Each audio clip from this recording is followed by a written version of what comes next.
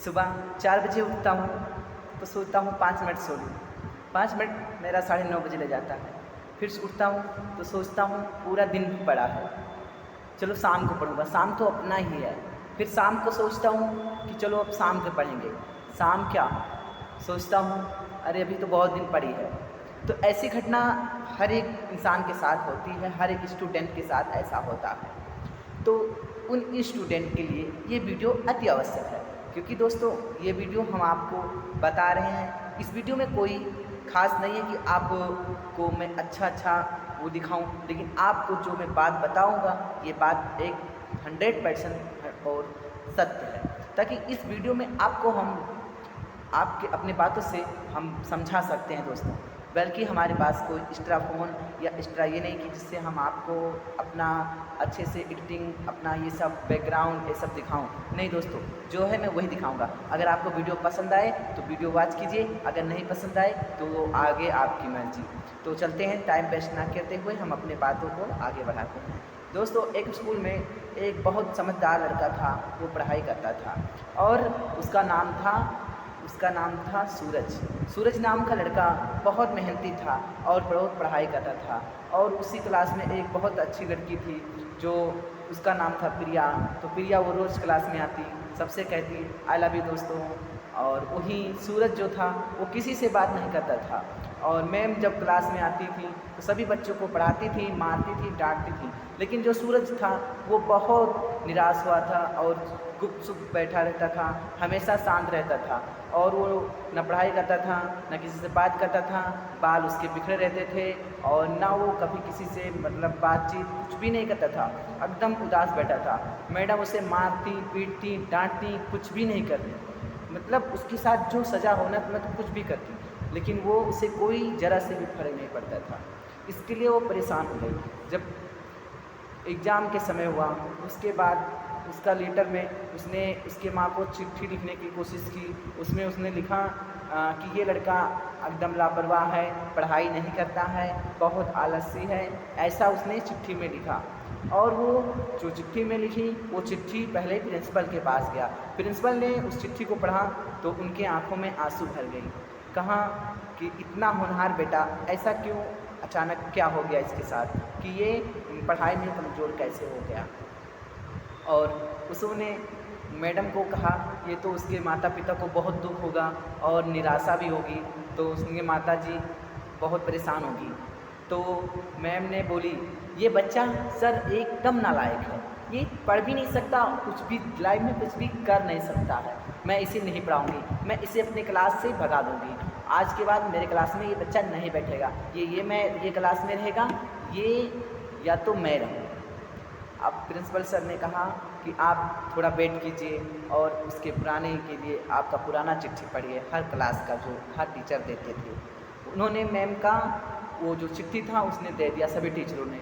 तो मैम ने कक्षा 4 की चिट्ठी खोली तो देखा, उसमें देखें कि जो सूरज था वो क्लास में सबसे टॉप करता था और बहुत अच्छा था।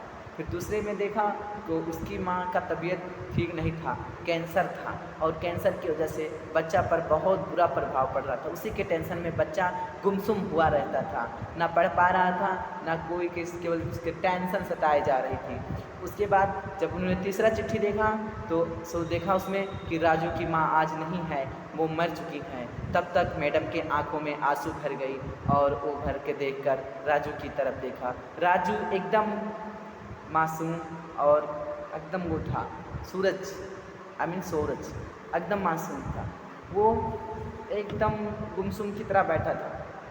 अब वहाँ पे देखें मैम के आंखों से आंसू टपकने लगा, उसने रोक नहीं सकी अपने आप को और उसके हाथ कांपने लगे। मैम का हाथ कांपने लगा कि मैं क्या करने जा रही थी, इसकी तो माँ ही नहीं है और इसी टेंशन से बच्चा पढ़ नहीं पा रहा था। उसी दिन से मैम ने राजू को अपने उसी पुराने प्यार अच्छे से दुलार करने लगी, लेकिन राजू नहीं कुछ करता था। क्लास में सभी बच्चे उसकी मजाक उड़ाते थे, उसकी तरफ हंसते थे, उसकी तरफ खेलते थे, लेकिन उसे चिढ़ाते थे, लेकिन वो किसी का बात का जवाब नहीं देता था, गुमसुम बना रहता था और वो हमेशा एक टेंशन से लगा रहता था, क्योंकि उस बच्चे की माँ नहीं थी और उसी के सदमा से वो बच्चा पढ़ाई में कितना उसका डिस्टर्ब हुआ कि वो आप क्या और कुछ दिन ऐसे बीतता गया। मैम ने फिर दोबारा उसे अपने प्यार और दुलार से पढ़ाने लगी, समझाने लगी, उसे अपना मतलब प्यार देने लगी। माँ की हाथ उसके हाथ रखी सर पे, तो बेटा ने उसे देखा और बोला मैम, और बोला कि आप मुझे पढ़ाओ अच्छे से, मैं पढ़ूँगा अब। उसने जब प्यार पाया तो माँ की भांति उसे प्यार मिला तो उसने पढ़ने लगा। और कुछ दिन होते गया, साल का जब आखिरी दिन विदाई समारोह हुआ तो सभी लोग ने गिफ्ट मैम के लिए अच्छा नया गिफ्ट, बड़ा गिफ्ट लेकर आए। लेकिन वही राजू एक छोटा सा डिब्बे में, इतना बड़ा पुराना सा डब्बा, उसमें गिफ्ट लेकर आया। लेकिन मैडम ने सभी का गिफ्ट नहीं लिया, बल्कि वो जो सूरज था उसी का गिफ्ट लेकर आई, उस बच्चे का गिफ्ट लेके आई जो बहुत गरीब था, वो पढ़ता नहीं था, हरदम मैले कुचेले रहता था।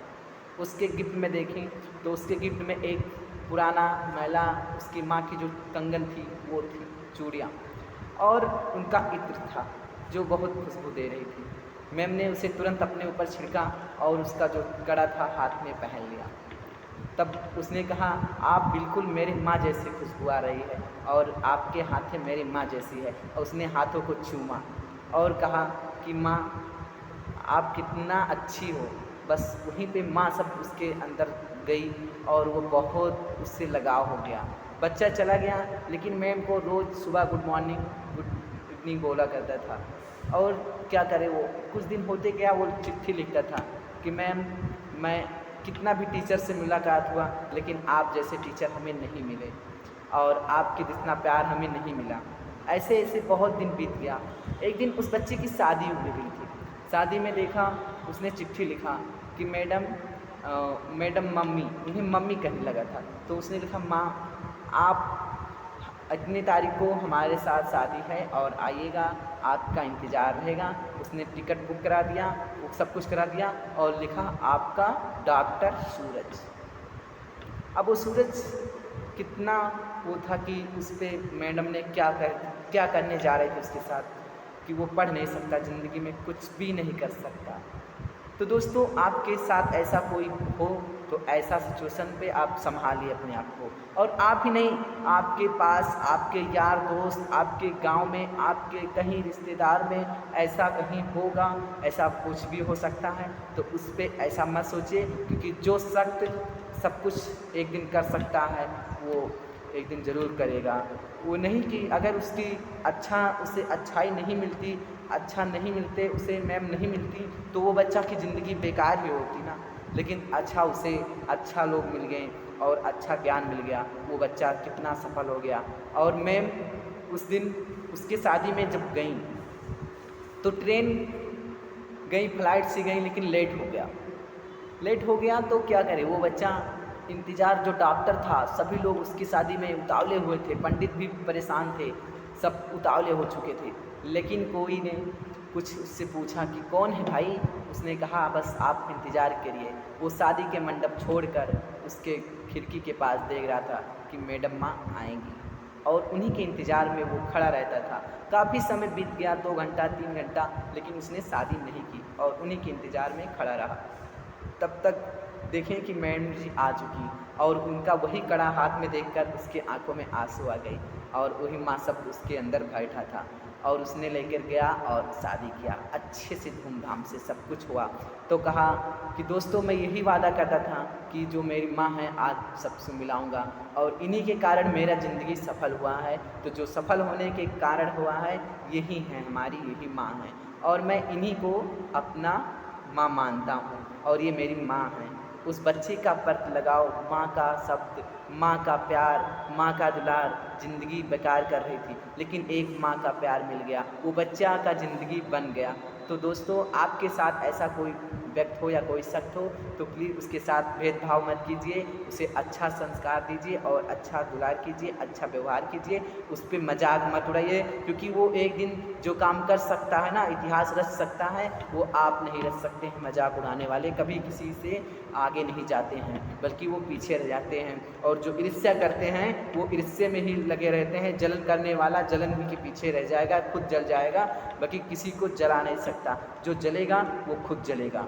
और यही मेरा आखिरी का कहानी आपको पसंद आए तो प्लीज़ हमको अपना प्यार दुलार दीजिए। राम राम, जय हिंद, राधे कृष्ण।